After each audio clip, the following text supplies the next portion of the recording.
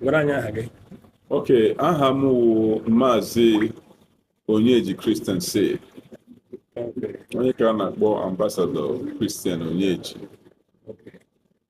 Ị wepụtara akwụkwọ gị taa, akwụkwọ abụọ kọwa atọ. Kedu ihe ma ijide Igbo Arise? Kedu ihe wụ Igbo Arise ya? Kedu ihe ibulu obi dee? Okay.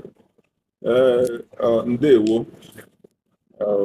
N'egbu oge ana m epu ụzọ kelee ndị na-ele m anya, ndị na-ege onyonyo nke a.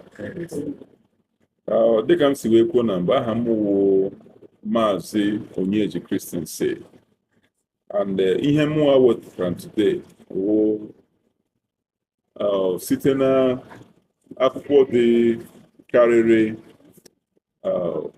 50 nke m dere, kwara ndị nke pụtarala nakwana ahụhụ nke m tara iji wee na-enwe ihe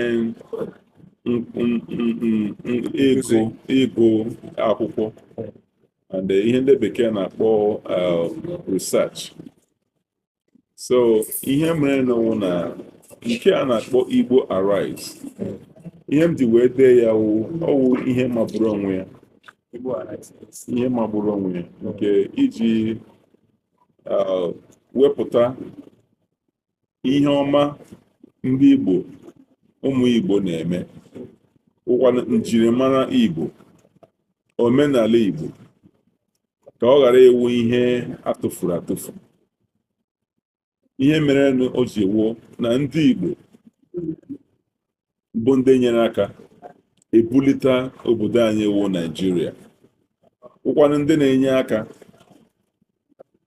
Kọntrị ọbụla ị gara tata, ị ga-ahụ na ọwụ onye Igbo onye nọ n'isi na ihe gbasara ma nka na ụzụ, ma ihe gbasara ihe niile bụ akwụkwọ a na-akụ, ma ndị dọkịnta, ma ndị sayentist, ma ihe niile wụ ebe ji akara ihe a gụtara n'akwụkwọ wee na-eme.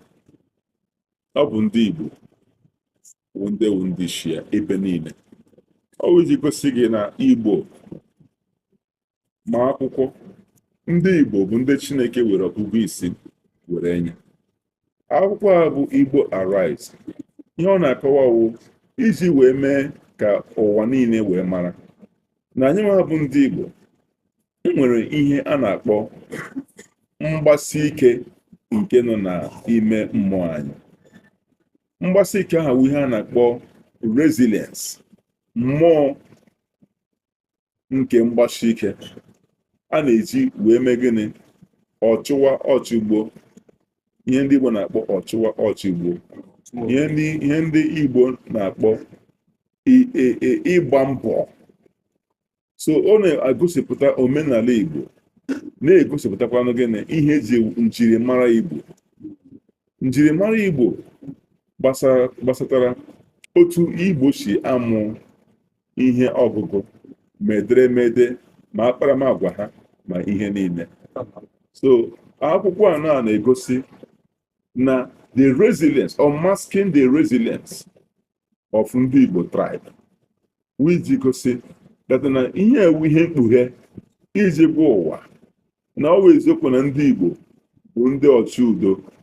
Igbo bụ ndị ọchị udo, mana ọ bụrụkwa na Igbo bụ ndị ụjọ. Girigiri bụ ugwu eze, ọ bụ ihe ji wee mara ndị Igbo. Igbo kwenu, ọ bụ ihe ji wee mara ndị Igbo. Igbo bulie, Igbo Arise, Igbo bulie. Maka na ndị iro nke ndị Igbo achụọla anyị ọsọ, chụba anyị achụba, na-emegide anyị. Ha na-achọdo ka anyị soro n'ọchịchịrị, anyị wepụta ihe gbasara echiche anyị iji wee na-emekwa ka ọganihu wee bata n'obodo anyị bụ Naijiria. Ọ bụ ihe meziri na ọtụtụ ndị Igbo na-eme gịnị? Na-agbapụzi mba ofesi, na-agazi ebe ahụ wee zie ngozi nke Chineke nyere anyị, wee na-emepe obodo ndị ọzọ, maka na enweghị onye nyere ha ohere iji ihe ha nwere wee mepee obodo ha. So ya bụ ihe a na-asị Igbo Arise. Akwụkwọ a na-egosipụta ntụziaka a na-enye ndị Igbo ka ha biko bilie, ka ha enye aka, ọbụla dị na ndị Naijiria na ndị niile na-achọ ha achọ, ka ha bịakwute bilie, bịazie nye aka, were gozie, were bulite amamihe nke ga-eme gịnị, eme ka obodo anyị wee gaa n'ihu.